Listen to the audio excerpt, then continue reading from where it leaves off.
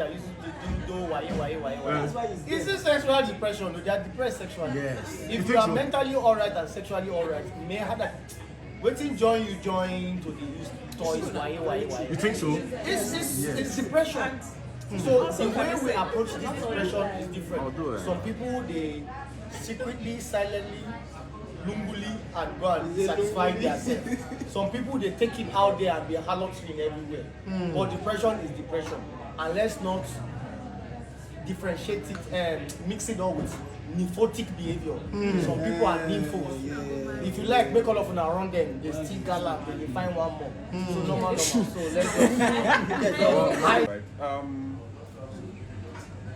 Solution now, because this is actually a fact, and like I said, it affects the married women more. Before a woman gets married, please ensure that your man is mature. When I hear people saying, a 30-year-old can be mature, but 29 can, but the man must be mature to understand that the moment most of this depression starts once the woman starts giving birth to children. That's when it starts, because the body changes. So the man already has this. That's why I see when I hear of this spec, I laugh. All those things are rubbish.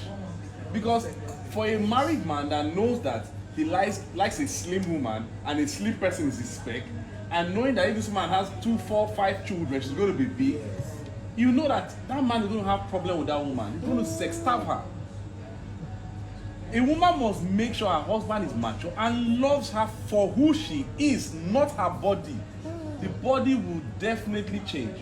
The moment the man doesn't understand that, you can rest assured that he's going to starve you sexually because you must change. That's why you see the man and the woman were totally different. The man will be like this. But once the man starts having children, so many change. If the man is not mature enough, that one is going to suffer. Thank you. It has made sense. Even I too has made sense. The major thing I would say over and over as somebody who cancels marriages, I would say over and over, the major problem with the sex in the marriages is the communication and the lack of effort. Or sincerity. At the same time now, all of it is together, because if you're communicating, you need to communicate sincerely. So it's the communication, then the lack of effort. Like you said, once you marry the woman, you now know that she's there. You romanced the woman when you were dating her, when you were trying to get her. And that was turning her on. Guess who is the least romanced set of women in the world now? Married women. No, but it's her birthday, you buy, take, it's your birthday. There's no romance. Like I said before, you don't need money to romance the woman. Even technology has made it so much easier now. Messages, drop. It's not, forget about money. What can you pull off as a man that will make the woman to be turned on? So that's that. Then a woman that is married has gone through one major, or depending on the number of children she has, each pregnancy and delivery comes with trauma. Before you come back to yourself, the first time I gave birth, when I looked at myself, I didn't allow my husband to see me for 8 months. Wow. We were off like, because I couldn't look at it, so I didn't expect him to be able to. After I healed, it was fine. But in that moment, all these things I had, confidence about myself, gone. So some of the women are not even making moves because they look and say, what if they up before, don't they down? Is this man still interested? So nobody talks about that trauma. You understand? Now this person has a foul smell. How are you telling her about it? You can know some men, they are not bad. And already the woman is dealing with a lot. Because some of us were blessed with pregnancy. If you see me when I'm pregnant, you can't tell the difference. I'm just a bit full. Some women are from 100 to 0. So how do you come back? So it's the communication. It's the man telling you that no matter what you do, you know, say you still in my girl. Okay, thank you. So me, I believe that women now, they should try as much as possible now to still be checking themselves. It's not a must that the guy will say it. Because now, let's talk about this foul smell. You dey bath. Small time, put your hand. You do like this.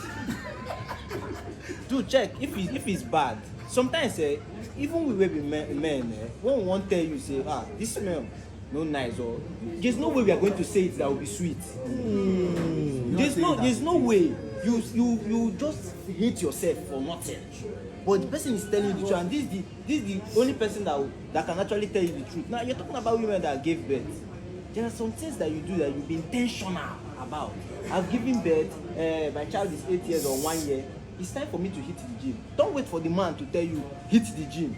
In fact, let him be the one tell you, calm down now, you're still sexy for me. Thirdly, the women wey be say, when you dey young, you dey wear legging, sweet pants. What is this thing? Now you don't marry, you dey wear wrapper and all those things. So try to be intentional again as a woman. Be intentional. That's why most men, you see all this nyash when they come out, everybody as a man, you go see nyash they shake. It's because those ladies are intentional.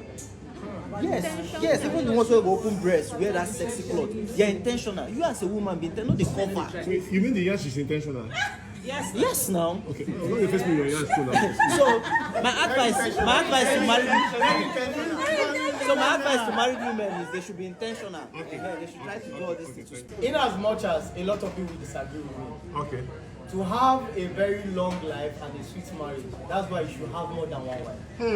In a situation where she's going through depression, you are also depressing with her as a man. Okay. You are going through your own side of depression. But if you have somebody that's helping her when she's depressed, so that you can now be able to attend to her with your full sense. That is why you should have more than one woman. And secondly, for women, when your husband have more than you, you'll be intentional. You will wash everywhere 3 times daily, so that the place will be always new. So as a man, once you go here small, collect free things, you come back home, you can reason well. So that is the thing. But you don't like it. Do you support? But if you should subscribe to this. It helps all of us breathe well, both the men and the women. Okay, thank you. Ade, what do you say? Actually, I've been away trying to read something about Okay. sexual. He is saying that the man should have more than one wife. Man should have more than one wife. Yes. Actually, this is a very sensitive conversation, and I always say that when it's come to polygamy and monogamy, know those, be in agreement with those you are involving in it with. Be a good man, because a sensible man, as a rightful man, I don't know the reason why you should be in a relationship and have the fear of telling your woman how you feel or what you want for your life. So discuss it before you go into it. In fact, when you've gone into it or you're already in it and you go to a point where you feel like I need more woman, discuss it. If the woman is okay with it, fine. If she's not okay now, you still want it, you cannot compromise, then end the relationship. You do or die and go for as many women as you want. It's a life. But the problem with our society is that we always want to, irrespective of us being a married people or whatever we call it, married relationship, we always want to expect people to live the life you want them to live. And everybody in life, my spirituality believes that everybody has a purpose, that it is God's calling for them, and they must fulfill it without your will, right? So at the point where you want to force your life on somebody, that's where people make mistakes. Okay. Just like the sexual depression we want to talk about. Me, I'm irreligious, and I can talk about sexual depression because both the religious and irreligious and atheists, whatever, are going through it. This is a social problem. Whenever I'm speaking, I'm not just speaking, I'm a sociologist. I have a degree in sociology, so I talk from social experiences. Sexual depression, I've just read about it. I said that it's one of the reasons why people rape. Doesn't mean I'm condoning rape or I'm giving an excuse for rape. Now I'm saying this again because of that. Because when I'm saying sexual depression is real, I'm talking from even personal experience. But I know what I'm feeling because I speak with myself. Before I got into the relationship I got to, there are most times I'm so much pressure in my life, doing real estate, doing this, do that. But I feel like even if you drink, you smoke, or you do anything, you still not feel that relaxation until when you really have sex. So when I got into the relationship, I realized that, so sex is a big deal, something that works. And you know that when I was working in a bank, I've been opportune to have female senior colleagues, managers, that I realize that when their husband is not around, the way they behave in the work, you know that something is missing out. But when that man comes around, the joy you will see on their faces. But when you are saying it here, you feel like, and I understand the reason. The reason is that we've been in a society where sexual talk, in fact, we've just started talking about it or speaking about it. People don't want to talk about sex. And in fact, it's one of the reasons that is, a lot of marriages, relationships are going down the road. Husband and wife don't want to talk about sex. Husband and wife don't want to talk about touch my nipple.